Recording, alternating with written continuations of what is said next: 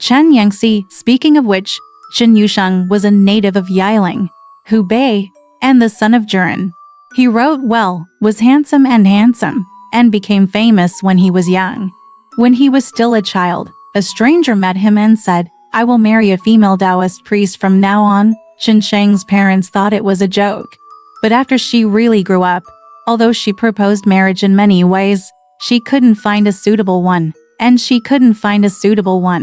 Chen Sheng's mother, Mrs. Zhang, was from Huanggang. On this day, Chen Sheng went to visit his grandmother because of something. When I arrived in Huanggang, everyone heard the legend that Huangzhou's for clouds are so young that they have no moral standards. It turns out that there is a Luzhu nunnery in this county, and the female Taoist priests in the nunnery are all very beautiful. So there is this saying. Luzhuan was only a dozen miles away from Zhangjia village, so Chen Sheng ran away secretly to see something. When I arrived at Luzhuan, I knocked on the door, and sure enough, 3 or 4 female Taoist priests came out to greet me. They were all neat and beautiful. One of the youngest is really a beauty, unparalleled. Chen Sheng fell in love at first sight and stared at her intently. The girl held her cheek in her hand and just looked away. The female Taoist priests all went to make tea and find tea bowls. Chen Sheng took the opportunity to ask the girl her name, and the girl replied, "My name is Yunxi, and my surname is Chen." Chen Sheng joked, "What a coincidence, my surname happens to be Pan." After Yunxi heard this, his cheeks turned red with embarrassment. He lowered his head and remained silent, then stood up. Pan laughed. After a while, the female Taoist priests made tea, served fruits, and each introduced their names. One is Bai Yunshen, who is in his 30s, one is Sheng Yunmian, who is in his 20s, and the other is Liang Yundong, who is in his mid-20s, but is his younger sister. But Chen Yunxi didn't come.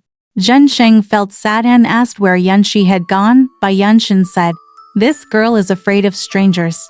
Chen Sheng stood up and laughed. Bai Yunshen tried his best to persuade her to stay, but Chen Sheng didn't listen and walked out. Bai Yunshen said, "If you want to see Yunxi, you can come again tomorrow." After Chen Sheng returned, he missed Chen Yunxi very much. The next day, I went to visit Luzhuan again. The female Taoist priests were all there, but Chen Yunxi was missing, and Chen Sheng couldn't ask immediately. The female Taoist priests set down the food and left Chen Sheng to eat. Chen Sheng tried his best to refuse, but the Taoist priests did not listen. Bai Yunshen broke open a piece of cake, gave him a pair of chopsticks, and encouraged him diligently. After eating, Chen Sheng asked, "Where is Yunxi?" He replied, "She will come by herself." After a long time, it was getting late, and I really wanted to go back.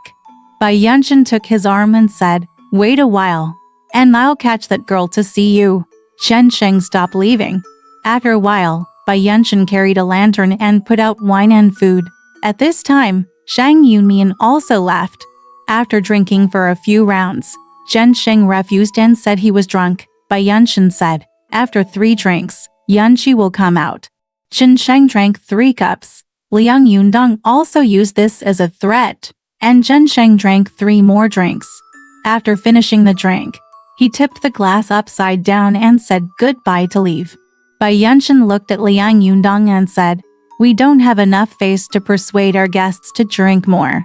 Go and drag Chen Yatu over and say that Pan Lang has been waiting for Miao Chang for a long time." Liang Yundong left and came back after a while.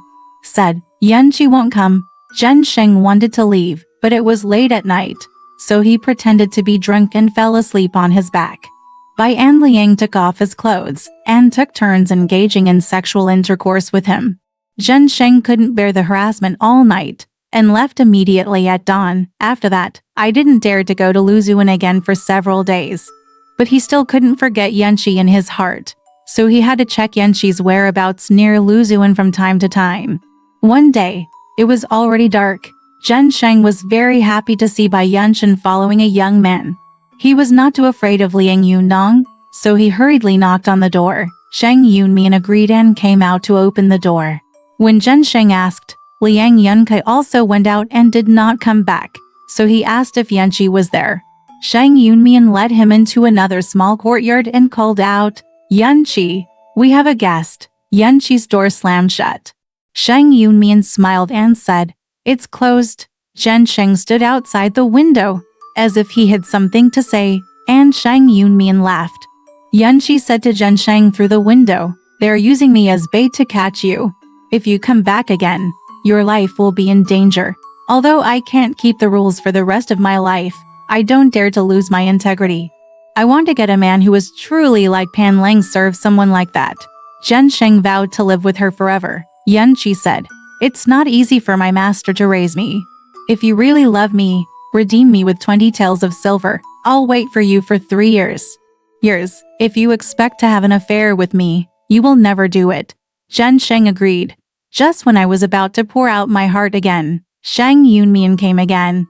Chen Sheng had no choice but to follow her out, say goodbye and go back, feeling melancholy. He tried to think of ways to see Yunxi with his own eyes. But someone from his hometown happened to come and told him that his father was critically ill. Chen Sheng ran back all night. Soon, Zhen Juren passed away. Mrs. Zhang's tutoring was very strict, and Zhen Sheng did not dare to let her mother know what was on her mind. She just reduced her own expenses and saved money every day. When someone came to propose marriage, Chen Sheng refused on the grounds of serving his father as a filial piety. The mother refused to listen, and Chen Sheng told her mother tactfully, "Last time in Huanggang, my grandmother wanted to recommend a girl named Chen to me. I am very willing. Because of this change in my family, I have not heard from Huanggang for a long time, and I have not been there again for a long time. Ask about this, wait until I go there again. If this doesn't work out, then I'll listen to my mother's orders." Mrs. Zhang agreed. Chen Sheng took his savings and hit the road. After arriving in Huanggang, Zhen Sheng went straight to Luzuan. I saw that the courtyard was in decay and desolation, which was very different from before. Zhen Sheng walked in slowly and saw that there was only an old nun cooking, so Zhen Sheng stepped forward to ask. The old nun said, "The old Taoist priest died not long ago, and the 4 clouds have long since dispersed."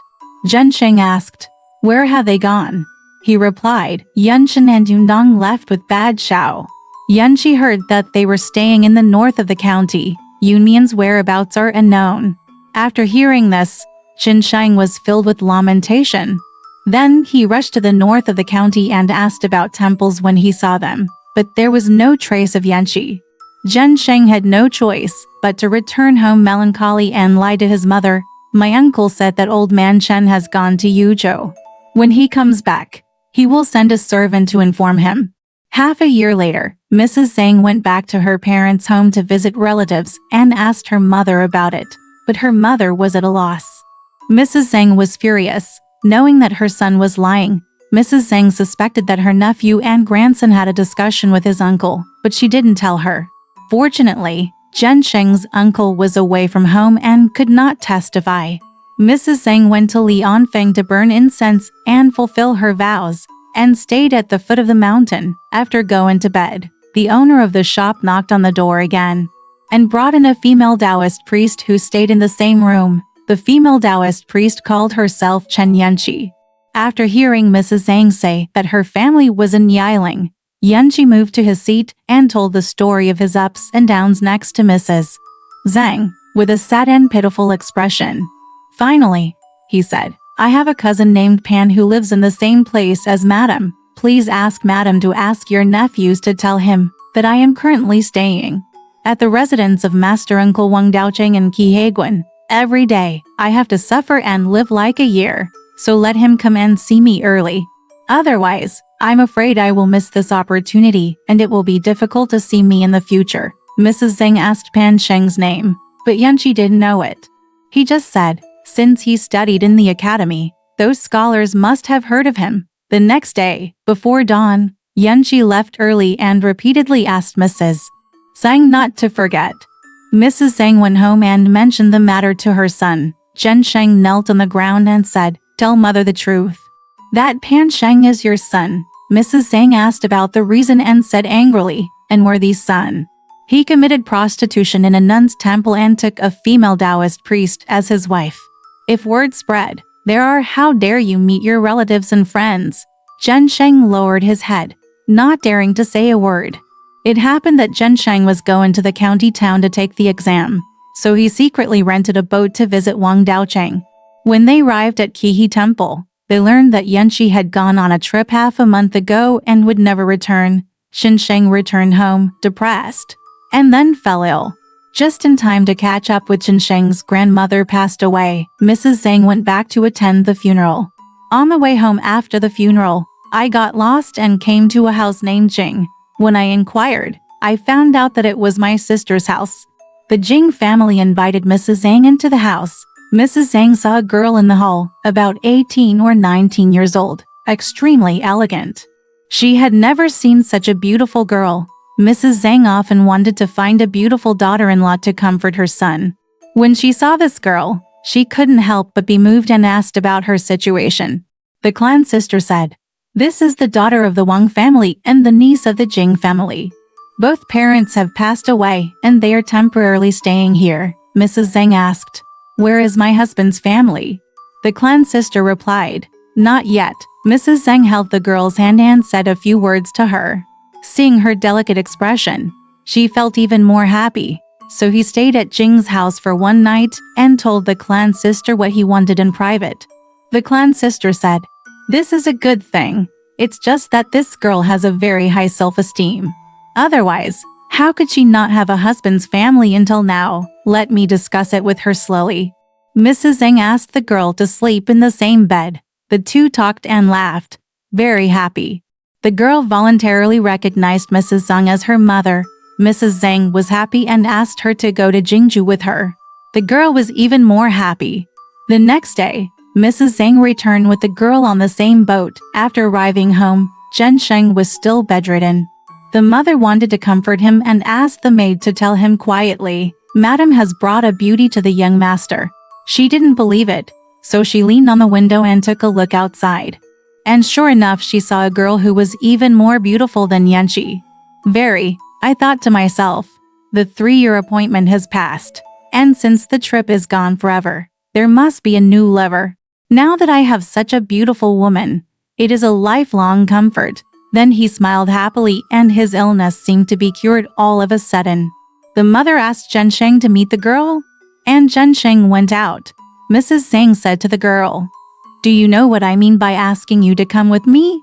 The girl smiled and said, "I already know, but my mother doesn't know the reason why I am willing to come with you." Pan Sheng, a native of Yiling, was engaged to be married. Later, the news was cut off, so he must have married another man long ago. If this is the case, then we will be mother-in-law and daughter-in-law. Otherwise, we will still be mother and daughter. Mrs. Zhang said, "Since we have a marriage contract, of course we can't force it. But a few years ago when I was at Wuzhou Mountain, a female Taoist priest asked about Pan Sheng. Now it's Pan Sheng again, but no one in the Yiling family has the surname Pan." The girl asked in surprise, "Was it my mother who stayed under the lotus peak that time?" The female Taoist priest who asked about Pan Sheng was me. Mrs. Zhang suddenly realized and said with a smile, "If this is the case, then Pan Sheng has been here for a long time." The girl asked, "Where?" The lady ordered her maid to lead her to ask Zheng. Zheng was shocked and asked, "Are you Yunxi?" The girl asked, "How do you know?" Zheng told the truth, saying that he had made a joke to her when he took the surname Pan. The young woman knew that Pan Sheng was Zheng. She was shy and stopped talking, and hurriedly went back to tell the lady. The lady asked, "Why did you change your surname again? Where is the king?" Yunxi replied, "My surname is Wang. My master liked me very much and recognized me as his daughter, so I changed my surname to his master's surname." Mrs. Zhang was also very happy and chose an auspicious day for her son to get married to Yunxi. It turned out that both Yunxi and Yunmian had gone to Wang Daocheng because Wang Daocheng's residence was cramped. Yun Mian went to Hankou again. Wang Daocheng was very impatient because Yunxi was fragile, could not work, and was too shy to become a Taoist priest again. It happened that his relative Jingxi was going to Huanggang. Yunxi cried and told her story. Jingxi took her back home and asked her to change into a Taoist priest's clothes and return to secular life. Because she had to propose marriage to a wealthy family, It was taboo to mention that she had been a Taoist priest, but Yunxi was not willing to propose marriage. Her uncle and aunt couldn't figure out her thoughts, and they were very disgusted with her. Because of this chance, Yunxi was able to return to Yiling with Mrs. Zhang, and she was relieved to finally find her destination. After getting married, Chen Xing and Yunxi each told their own experiences, and both shed tears of joy. Yunxi was filial and diligent, and Mrs. Zhang loved her very much. But Yunxi likes to play piano and chess, and does not know how to do housework. Mrs. Zhang is very worried. More than a month later, Mrs. Zhang asked Chen Sheng and his wife to visit the Jing family. The two stayed for a few days before heading back. The boat was sailing in the river and saw another boat passing by very quickly. There was a female Taoist priest on the boat. Taking a closer look, it turned out to be Yun Mayan. Yun Mayan is only close to Yunxi. Yunxi was very happy to see her and asked her to come to his ship. The two of them felt relatively sad. Yunxi asked, "Where are you going?" Shang Yunmian said, "I have been thinking about you for a long time and went to Qiheguan to look for you. I heard that you went to join Uncle Jing again, so I wanted to go to Huanggang. I went to visit you, but I didn't know that you were reunited with the one you love. Now you look like a fairy, and I'm the only one left wandering around. I don't know when I'll let it go." As he spoke, tears kept flowing.